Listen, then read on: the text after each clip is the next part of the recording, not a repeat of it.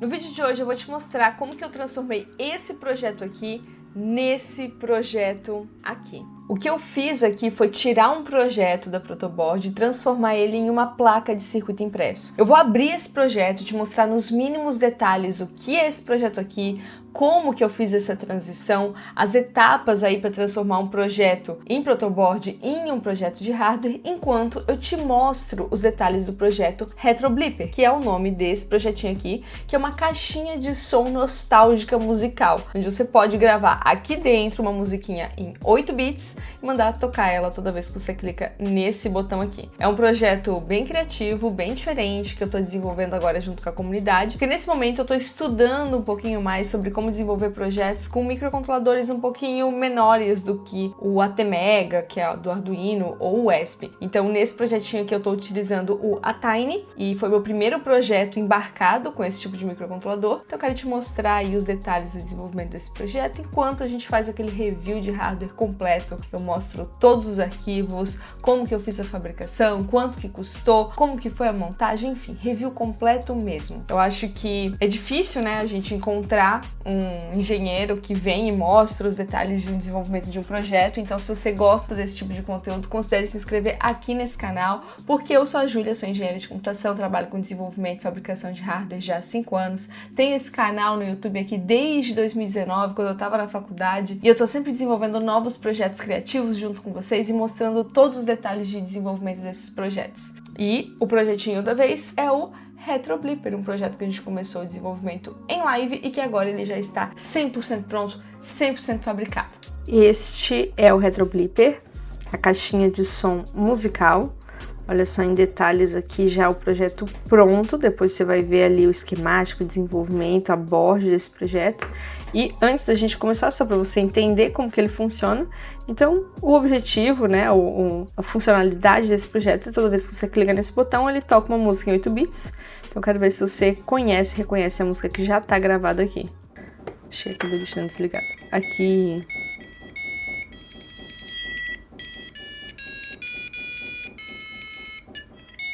Ó, quem tá tocando aqui é esse buzzerzinho.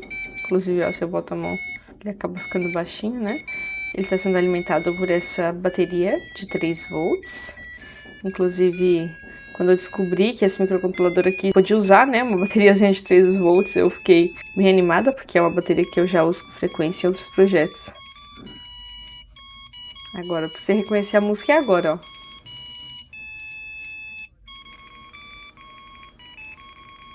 Acho que deu para reconhecer, né? Ficou muito legal. O código da música foi desenvolvido pela Bianca e pela Letícia. Foi uma collab entre 2 seguidores aqui do canal que participam bastante das lives. Quem participa das lives com certeza já viu elas aqui no chat. E juntas aí elas conseguiram construir o códigozinho que transforma as músicas em 8 bits pro buzzer de uma maneira muito perfeita, né? Então ficou bem fiel aí a música. Eu fiquei bem feliz com esse resultado. Eu tô doida pra fazer outras músicas usando esse mesmo algoritmo também. Eu quero abrir os arquivos com vocês agora do RetroBlipper para te mostrar primeiro o esquemático, a board, todos os detalhes desse desenvolvimento. Esse projeto aqui, ele foi desenvolvido utilizando o Altium Designer. Inclusive, se você quiser testar o Altium Designer, eu tô deixando o link para você testar o Altium aqui na descrição desse vídeo. O Altium ele é uma ferramenta profissional de desenvolvimento de placas de circuito impresso, uma das mais utilizadas no mercado de trabalho.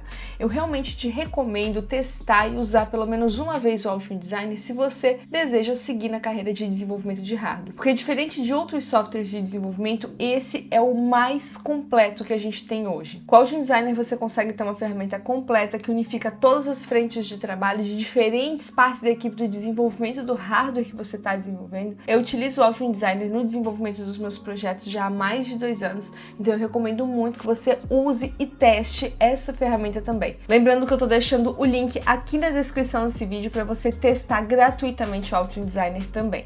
Bom, vamos lá, vamos começar aí explorando os detalhes do esquemático e da board desse projeto. Esse daqui é o esquemático geral do projeto, ele foi todo construído com base nesse microcontrolador aqui, que é o Atine 402. Ele é o coração, o astro desse desenvolvimento e o motivo também por esse desenvolvimento aqui surgir. Esse projeto todo aqui ele foi inspirado em um projeto chamado Anoi Atron. Inclusive, se você pesquisar por esse nome, Anoi Atron Arduino, Anoi Atron com 555, existem vários projetos inspirados nesse produto. O Anoi Atron, ele é um produto que ele foi desenvolvido com o intuito de ser alguma coisa irritante, por isso o nome. Então é um dispositivozinho com um botão, você clica, ele repete um som várias vezes e a ideia por trás do Anoi Atron é você esconder ele em algum lugar que algum colega de trabalho, um amigo, alguém não vai encontrar e vai ficar ouvindo aquele sonzinho chato e não vai conseguir desligar, né? Eu peguei a ideia desse projeto, né, o hardware desse projeto, a inspiração desse hardware, mais para construir com outro intuito, de ser uma caixinha nostálgica musical. Então, por isso, o Anoi Atron versão Julia Labs se tornou o Retro Blipper, que foi o nome que a gente deu em live para esse projeto aqui. Então, de maneira bem geral, para vocês entenderem aqui esse esquemático, nós temos o Atine 402, poderia ser um Atine 85, poderia ser... eu vi que teve um inscrito que fez uma versão dele com 555, então daí não tem o código, só tem a parte de bipzinhos, né, contínuos do buzzer. Então nós temos aqui quem vai controlar as músicas, quem vai enviar as músicas. Nós temos um buzzer, que está bem aqui. Nós temos o switch, que está aqui. Inclusive, se vocês procurarem aqui por esses códigos, por exemplo, quem quer colocar no Altium Design e inserir uma keycap igual ao que eu tenho aqui no projeto, você pode procurar aqui, ó, por este part number aqui. O Atine 402 é a mesma coisa. Se você quiser pegar, você pega o Atine 402 exatamente aqui com este part number que eu estou utilizando. Então, você consegue pegar de inspiração, ó, a parte de conector de bateria, que é algo também que vocês me pedem bastante, qual modelo usar, qual modelo eu recomendo, é esse daqui que eu sempre utilizo. Então, pegamos aqui o Atine, temos o buzzer, temos um botão, nós temos um LED. Esse LED aqui, ele fica embaixo do botão. Então, quando eu fui utilizar esse modelo de botão aqui, eu percebi que o próprio encapsulamento do botão, ele tem como se fosse uma aberturinha, um quadradinho assim, e eu acho que ele é próprio para ser colocado LEDs ali de baixo, porque ele é um switchzinho de teclado mecânico. Normalmente a gente, quando usa ali um teclado mecânico mais bonitinho ali, você acaba vendo os LEDs por baixo, então eu imaginei que esse espaço ele era próprio para o LED, né? Então, eu coloquei um LED aqui pra gente fazer esse teste, pra gente colocar ele ali também. Nós temos os pinos de gravação, então essa parte aqui está conectada ao meu Atine 402, tá vendo?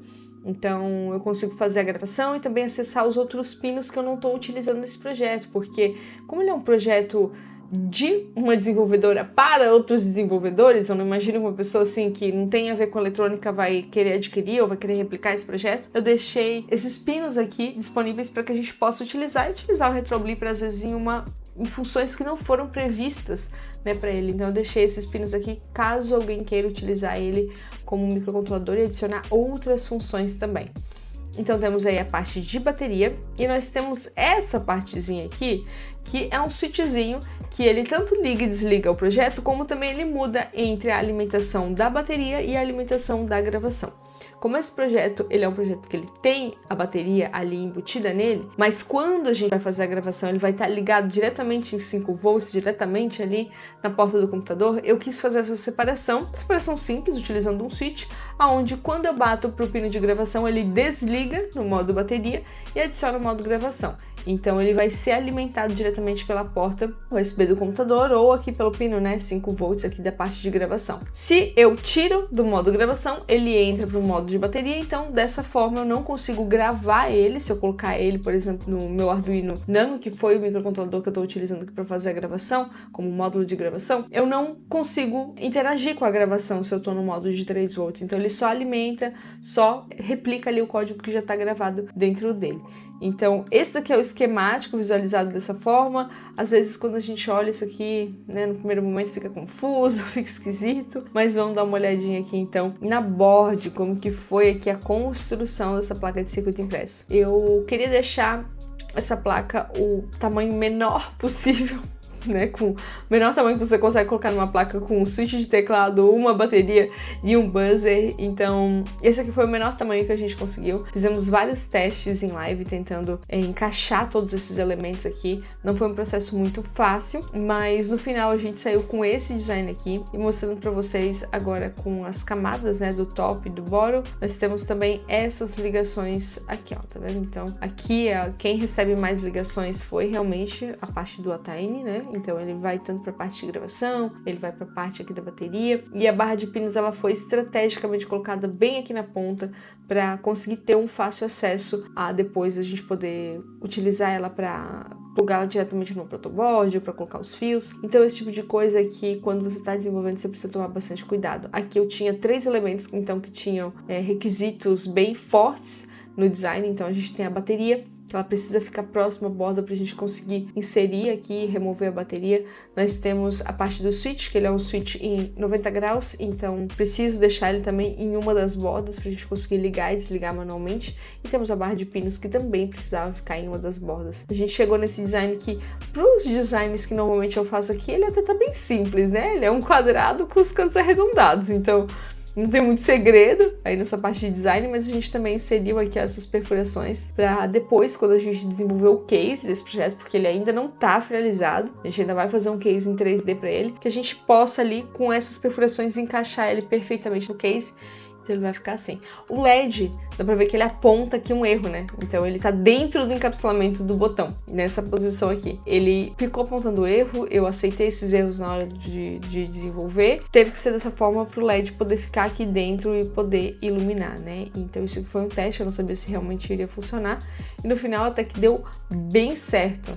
Eu só gostaria que o encapsulamento desse botão já previsse aqui uma área pro LED para que a gente pudesse acertar. Eu fui assim um pouco medindo no olhômetro para tentar deixar no local correto, né? Me posicionei aqui também pelos pads de entrada do botão para achar certinho o ponto onde eu deveria colocar o LED, mas gostaria que esse encapsulamento aqui melhorasse um pouco, tivesse um pouquinho mais de detalhamento. No 3D, ficamos com a placa desse jeitinho aqui. Eu fiz a simulação dela em preto e em branco, vocês votaram na live pra gente fabricar ela em preto. E ficou assim, e agora vamos dar uma olhadinha nela pronta. Quero deixar aqui um detalhezinho para a parte de gravação, ó. No final eu acabei soldando essa barrinha de pinos aqui, tá vendo? Que a ideia é plugar ele na protoboard com facilidade e fazer a gravação com o Arduino, né? Então, por mais que ele não tenha ali o sistema de gravação, eu acho que essa barrinha de pinos aqui ficou bem legal, bem prática para fazer gravação. Ficou bem legal, mas eu acabei errando aqui, ó. Esse daqui não é o D7, ele tinha que ser o D6.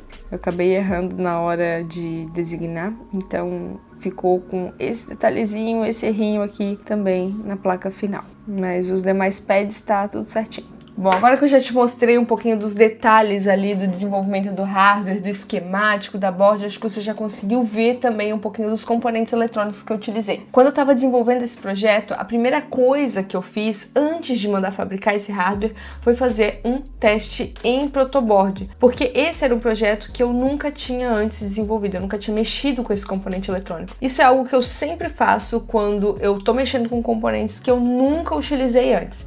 Então era o caso do Atayne 402 que foi utilizado nesse desenvolvimento. Nunca tinha usado ele num projeto, eu não tinha certeza sobre como que seria a comunicação com ele, então eu decidi fazer, ó, até uma pequena gambiarrinha, deixa eu ver se dá pra focar aqui, ó, olha só, uma pequena gambiarrinha aqui para colocar ele na protoboard, exatamente o chip que eu iria utilizar.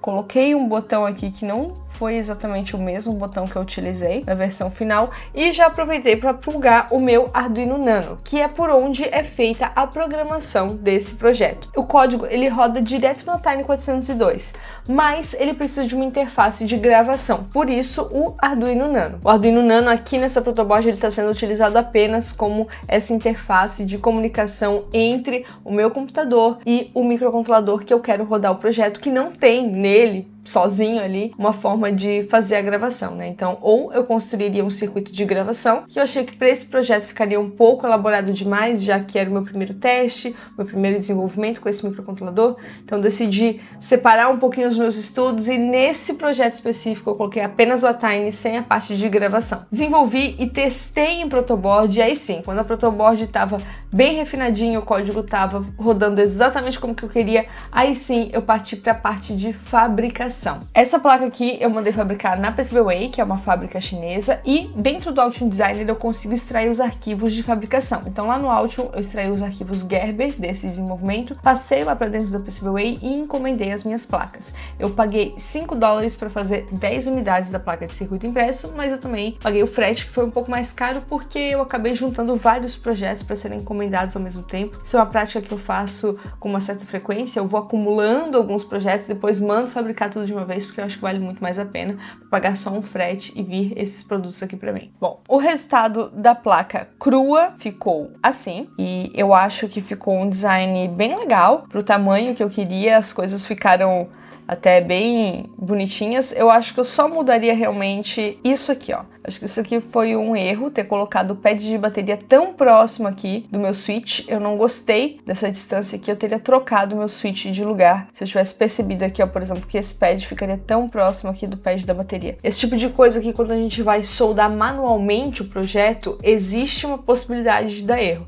Claro que você consegue evitar esse erro, você consegue soldar de uma forma que não existe esse erro, mas como ele tá próximo, existe uma grande possibilidade desse erro acontecer e você não perceber. E na hora de fazer a solda, já dá pra perceber isso, logo que a gente vai posicionando ali o ferro de solda, dá pra perceber que tá bem apertadinho, fica um pouco desconfortável, tem que trocar o ferro de solda, né, de mão, assim, algumas vezes. Então, isso aqui não é algo que eu gostei de como ficou, e se eu for levar esse projeto pra frente, fazer outras versões desse projeto, com certeza eu vou corrigir esse erro aqui. Essa aqui é a versão 100% montada agora, e eu decidi colocar esse switch de teclado mecânico, e olha só como que ficou legal. Esse é o primeiro projeto que eu testo com esse switch aqui, e eu já tô doida pra fazer um upgrade neste outro projeto aqui, que é o projeto do Stream Deck, ó, do Keypad. Então aqui eu fiz todo ele nos fios aqui na gambiarra, e agora que eu sei que esse encapsulamento funciona e que inclusive dá para colocar um LEDzinho aqui embaixo e funcionou muito bem, eu vou levar isso para outros projetos. Eu acho que ficou super legal e super responsivo também a parte do LED. Eu vou te mostrar aqui, ó. Olha só, o LED ele fica aqui embaixo e ele ilumina todo o encapsulamento aqui quando a gente faz o acionamento. Eu achei isso super legal, achei que ficou super bonito. Agora ele vai ficar tocando aqui por um tempinho. E esse foi o review completo do RetroBlipper. Eu espero que você tenha gostado desse projeto aqui e gostado de conhecer um pouquinho mais por dentro do desenvolvimento desse hardware. Já tem vídeo aqui no canal mostrando o processo de soldagem dele. Então, se você quiser ver mais detalhes do processo de solda, porque eu fiz a solda desse projeto aqui pela primeira vez enquanto eu filmava para vocês, mostrando ali as minhas primeiras impressões ao soldar esse projeto, já tem vídeo aqui no canal para você acompanhar também. Espero que você tenha gostado. Se quiser me deixar sugestões sobre músicas que eu posso gravar aqui, ou agora sobre os próximos passos, que é deixar esse projeto aqui um pouquinho mais bonito, porque ainda falta um case aqui, uma keycap bacana, para deixar ele mais bonito, mais parecido com o chaveiro musical. Se você quiser me deixar sugestões temáticas, deixa aqui nos comentários, que eu vou amar receber sugestões de vocês também, para inserir aí alguns detalhes na evolução desse projeto aqui. E se você tem dúvidas sobre desenvolvimento de hardware, tem dúvidas sobre fabricação, quer desenvolver seus projetos e quer participar de uma comunidade super legal que ama esse assunto, o link do nosso Discord vai estar aqui na descrição desse vídeo também, para você entrar, compartilhar seus conhecimentos com outras pessoas e também tirar suas dúvidas com a nossa comunidade. É isso aí, eu te vejo em um próximo vídeo e tchau!